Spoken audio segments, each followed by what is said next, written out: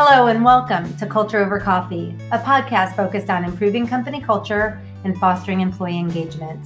Every week we chat with experts and thought leaders about the latest information and proven practices you can use to reduce regrettable turnover, increase productivity on your team, and retain key customers.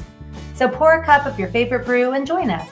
I'm your host, Beth Sunshine, SVP at Up Your Culture and the Center for Sales Strategy.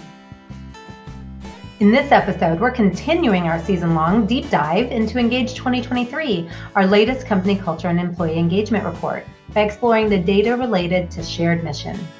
It's in this section of the report that we ask questions connected to a company's reason for being, their core values, and vision. Helping me break it down are two of Up Your Culture's amazing engagement specialists, Kate Rehling and Mindy Murphy. Both Kate and Mindy make so many amazing points, like how if employees don't feel a sense of purpose in their work, they simply won't give it their all. Why a company's core values are truly the rules of the game. And finally, how employees should be consistently reminded of the role they play in achieving their company's long-term vision. All right, Mindy and Kate, welcome, and thank you for joining me today for Culture Over Coffee. We talk about this kind of stuff all the time, but it's going to be fun to do it, I think, in this environment. I've been really looking forward to today's topic specifically. This season, we're digging into that Engage 2023 Culture Report and discussing all the stories that data tells. And today, we're going to talk about the key components that comprise a shared mission. And I know you two have a lot of expertise in this. You often work with organizations to create a strong mission, helping them, build an environment where their people know exactly where they're headed, how they're going to get there, why it's so important. So this is going to be good. Our team as a whole and all of our engagement specialists get to, I think, see firsthand how a strong mission makes people feel invested in their work and also makes them just feel more driven to make it happen. So I'm super excited to pull you in. Lots to talk about. You ready to jump in? Yeah, let's go ahead. Okay, good. All right. So before we get into any specific questions that I have for you, let me just start by asking, was there anything that you saw in the report that really stood out to you when you spent time on it? Mindy, I'll even toss that to you first. Okay, yeah, a lot of things, but one stat that really stood out to me was related to core values. So specifically, we learned that 72% of employees believe their company tolerates behaviors that don't align with their core values. And to me, that was a big opportunity for improvement, because if people aren't held accountable to behaving in a way that aligns with core values, then those are going to just be core values that are words on a wall and won't be of much use. And really that can hurt company culture overall. So that one really stood out to me. Such a good point. I mean, are they really core values if nobody's actually living by them? Yeah, huge takeaway. Thanks. Kate, how about you? Anything jump out? Yeah, just like Mindy, that really stood out to me too. I mean, your core values are they're how you do things around there, what you live by. And I always think about Monopoly. If you're the banker in Monopoly and you're cheating and putting those $100 bills in your pocket, nobody else is going to play by the rules of the game either. And truly, I think that's what happens when leaders aren't playing by the rules of the game or by their core values. And to piggyback on what Mindy said, 61% don't believe they hire people who even embody their core values. And that just amazes me. It seems like companies are really on the core value bandwagon and establishing those, but really living through them all the time isn't consistently happening. That's so true. And we're going to talk about this in a little bit, but you make a really good point that if you're not hiring people who naturally live that way, whatever, in our company, our core values are quality, integrity, responsiveness. If we hire someone who doesn't naturally demonstrate quality or doesn't have integrity or isn't responsive, it's not going to work. So really good point. Okay, good. We'll come back to that a little bit. And it's interesting to see what rose to the top for you. Now, one of the most positive takeaways that I found in this year's report, I even read it a couple times just to make sure it was as good news as I thought it was going to be, but it related to the sense of purpose that our respondents seem to have in their work. So 95% of respondents reported feeling a sense of purpose in what they're doing. And I just really found that to be something to celebrate. For those who are familiar with Simon Sinek, he'd call this their why. 95% of people have a why that gets them out of bed every morning. So I thought that was cool.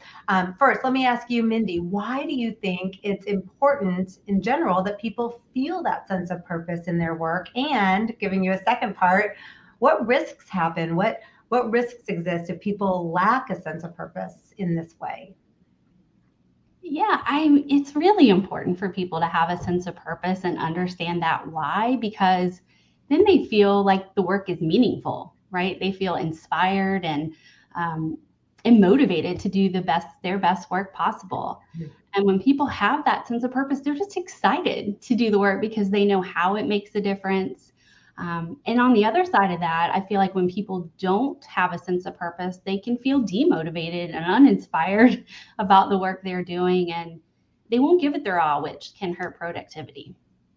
For sure. Yeah, that makes perfect sense. Kate, what would you recommend that company leaders do to ensure that their people do feel that sense of purpose or find their work meaningful?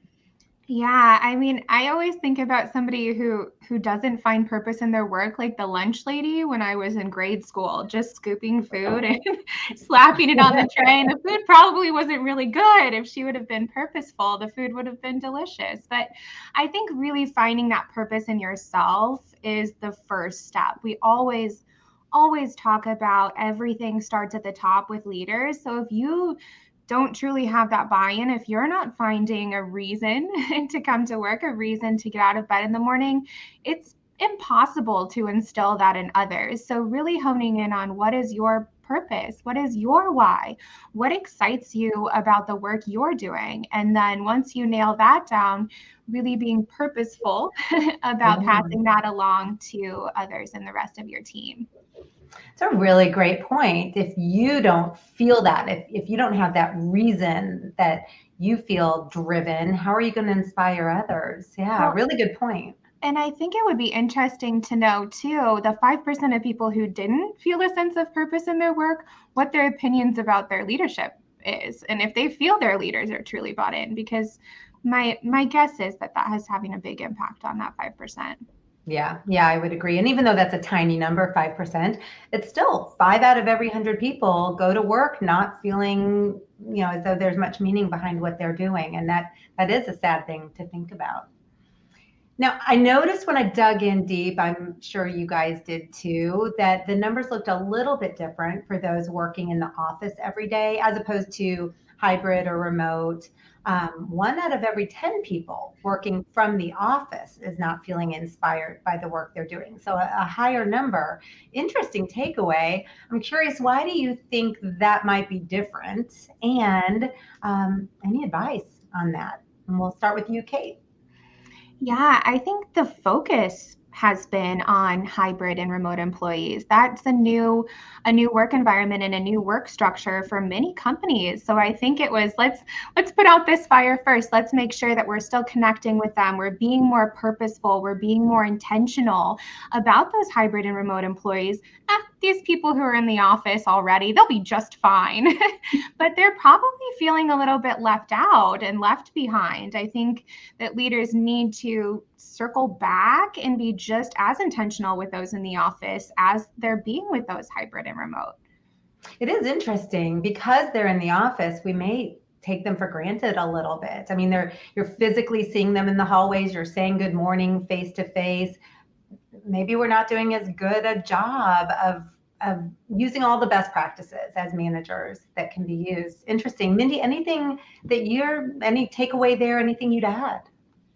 I mean, I felt the same exact way as you both did. I think that, leaders and direct reports, if they are in the office full time, they're together more. So that leader may be interacting with them more, checking in and thinking, well, we chatted about things. And so it's clearly, that's not enough. And I think that's a good takeaway, is providing them with the sense of purpose and that inspiration that they need is really important. And then that leader who may be managing a remote or hybrid team might be more intentional about that and think, I need to make the time that we are together a lot more meaningful and really talk about the why more. That makes perfect sense to me. Okay, so you both mentioned core values. That was the big takeaway. So I do want to make sure we get to that, spend a little time on that. Although people clearly do have a good sense of why, that 95%, like I said, is an impressive number. So a good sense of why they do the work they do. It doesn't seem as though they're as clear on the how to make it happen. How do we treat each other as we're making it happen? 1 in 3 people either couldn't recall their company's core values or they weren't even aware they had any. So, with that in mind, Mindy, what do you make of this and why is it so important for a company to identify its core values? Yeah, that was a huge takeaway for me because there seems to be a disconnect with core values, right? Like leaders know them much better than employees. And 70% of managers said that they could easily recite their core values verbatim, but only 44% of employees can. So, Wow. I mean, that's such a difference. To see that with the company leaders, like that was really exciting. But for core values to really have an impact, and everybody must know what the core values are and have a clear definition of them and what they really mean. So I think it's just really important that companies identify, clearly define their core values because you said it, Beth. I mean, they're the rules of the game and how people get things done, how they treat one another, how they communicate. So if you don't have core values and communicate them often and people don't live by them, the integrity of the company can really be compromised. That's so true. And it's interesting you pointed out the disconnect between the managers and more frontline employees. And I'm wondering if the managers know what these core values are, assuming that a company has identified them, because not every company has done that, but I'd say many, if not most, I don't know, have. It sounds as though, based on the data you shared, the managers may be aware of what those core values are, but they're either not talking about them or praising those behaviors or hiring to them or doing all the other things you mentioned to live it. So their employees are like in a vacuum. They're not even aware of them. So really interesting. There's a communication problem, right, between those two levels. Yeah, interesting and good point. Kate, how can company leaders fix that a little bit, better hold people accountable to the core values that everyone should be expected to live up to so that they actually are core values? Yeah, I mean, set the example. It all starts at the top. It'll sound like a broken record, but if you're not setting the example, no one else is going to follow your expectations. I think about our company, one of our core values is responsiveness. And so much so that when I send an email to you, Beth, if I haven't heard back in like 10 or 15 minutes, I'm thinking, I wonder what she's up to, which is probably a little too responsive. But we literally live by those core values, and our leaders truly do set the example and set the tone. I also think recognizing those behaviors when you see them in others, it's so easy to say great job or well done, but it's doesn't go much farther than that when you say that and give that pat on the back, really recognizing the behaviors you've seen, tying them to your core values. I understand that was really difficult for you to come forward and share that information with me, but I appreciate you really adhering to our core value of integrity. Let's move forward from here. Just really being purposeful about recognizing them and living them yourself is a good first step. I love that. And what a good example, because you're not just saying great job, which makes someone feel good for a moment, but you're really kind of feeding them. This very specifically is what we want to see over and over and over again from you. I'm glad you shared that example. Thank you. Okay, so we've talked about the why and we've talked about the how of a shared mission. So I do want to make sure we also talk about the where. Where are we headed? And what we saw in the data is 1 out of every 3 employees, it was 35%, if I remember correctly, but 1 in 3 employees either isn't motivated by their company's long-term vision or doesn't know what their company's long-term vision even is. That's a lot. We work with a lot of companies in the world of engagement, and we all know there's a question on our engagement survey that specifically asks that too, and it's striking every time we see that item. Very rarely does it score well. There's definitely a vision vacuum as well. Now, surprisingly, kind of just digging in a bit deeper before I turn it over to you, employees working in hybrid and remote environments are slightly more likely to be motivated by their company's long-term vision than others, those working in the office. So kind of an interesting twist there. So my question to you is, how can companies most effectively express their long-term vision so that people see themselves in the ongoing story of the company, whether they're in the office or hybrid, and you might even have some insight into that? What can they do to improve here? And on this one, Kate, I'll start with you. Yeah, keeping it at the forefront of your mind is so important. And I think there's so many layers when it comes to the vision of a company. It probably starts at the very, very top and then trickles down to other leaders. But it's possible some of those leaders aren't even aware of what the company vision overall is. So keeping it at the forefront of your mind, really making sure that it's a part of your daily talk, but also your talk as you're recruiting and selecting individuals so that when they're coming on board, they're aware of where you see your company moving forward in the future. And they're more than likely motivated by that vision. It probably has something to do with why they've joined your company. But then still having a cadence that you're continually bringing the vision to the forefront. So maybe it's a quarterly meeting where you're connecting on what the vision is and where you are, how far you've come, and brainstorming some ideas together to continue moving in that direction. Maybe it's, once a month in your weekly IFMs, connecting with others to make sure they're bought in and they feel like they're having an impact on the vision of the company. Just a couple of ideas. I like that. I like the frequency of the cadence. I like also you're talking about not just telling employees what the vision is, but actually getting their input too and brainstorming on some things. Very, very interesting. I always picture going on a road trip. And like when I was a kid, we'd go on a road trip, my whole family and all the kids would cram into the car. And I remember sometimes thinking like, where are we going?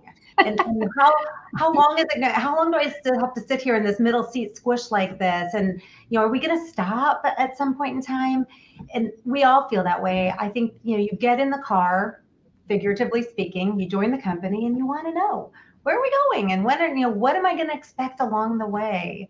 So I love that the input part that you brought to that.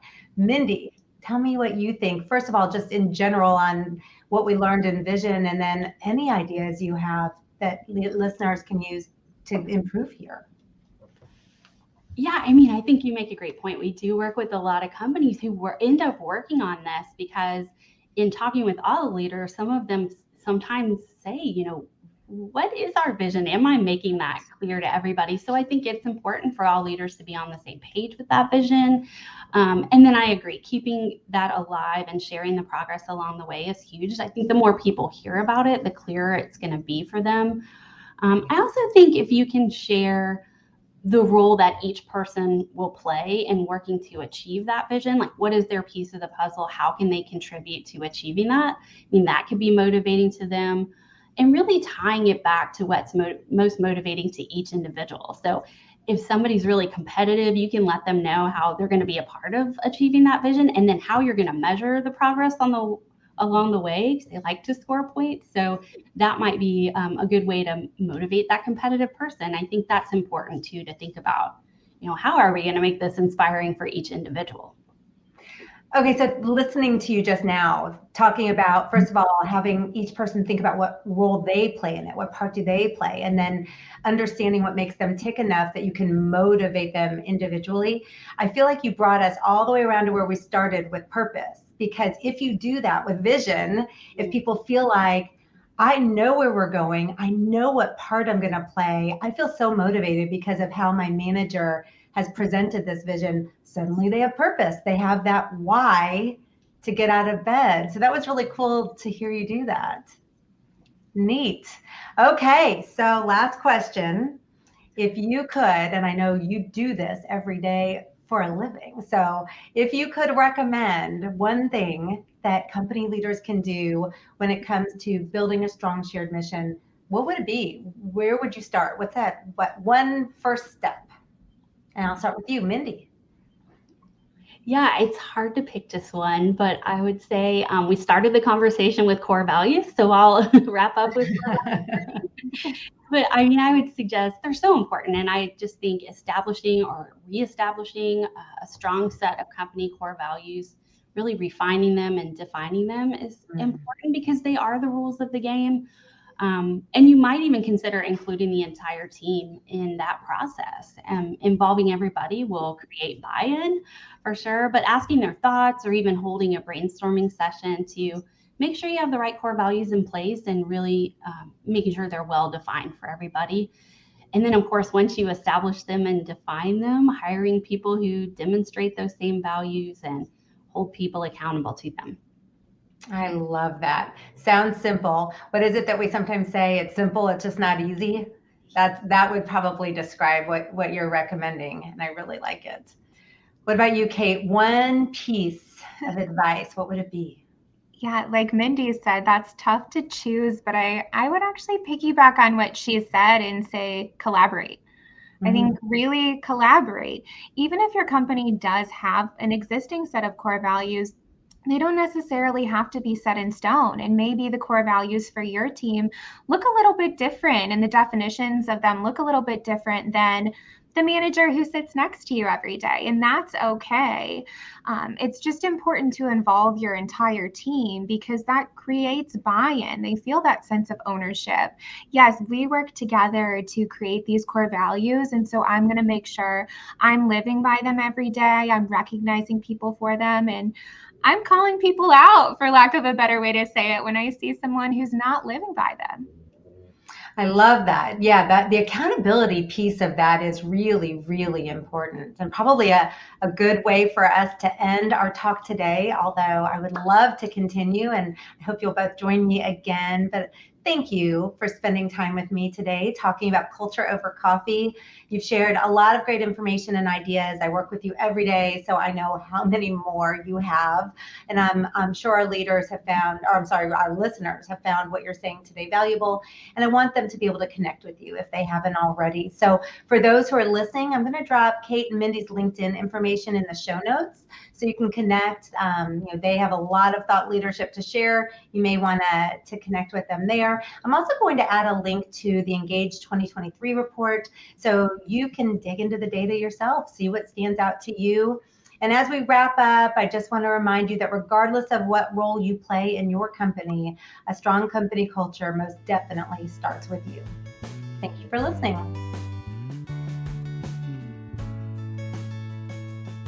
Thanks so much for spending time with us on Culture Over Coffee. If you've enjoyed the conversation, be sure to subscribe and join us for every episode. For more helpful information on the topics of company culture and employee engagement, visit us at upyourculture.com.